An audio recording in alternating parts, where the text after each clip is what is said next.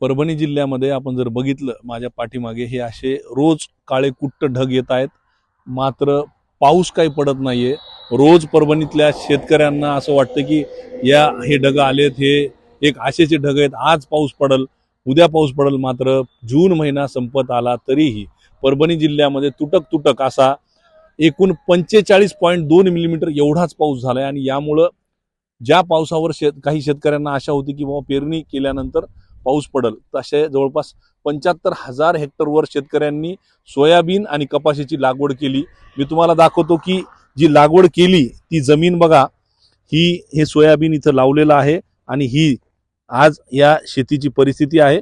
आपण किती जरी उकरलं इथं तरी सुद्धा ओल नाहीये, कारण पूर्ण जमीन कोरडी पडलेली आहे। हे पीक जे लावलेलं आहे ते शेतकऱ्यांनी ते सुद्धा आता वाळायला लागलेलं आहे आणि यामुळेच कुठेतरी शेतकऱ्यांना ज्या ठिकाणी पाणी उपलब्ध आहे तिथं हे अशा प्रकारे भर पावसाळ्यामध्ये स्प्रिंकलर लावण्याची वेळ शेतकऱ्यांवर आलेली आहे।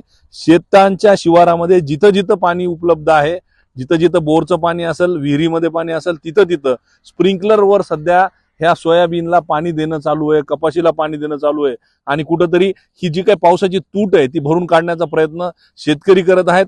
परभणी जिल्ह्याचं जर आपण एकूण खरीपाचं जर क्षेत्र बघितलं तर जवळपास 5.5 लाख हेक्टर क्षेत्र आहे आणि यापैकी फक्त 70 ते 75 हजार हेक्टरवर पेरणी झालेली आहे।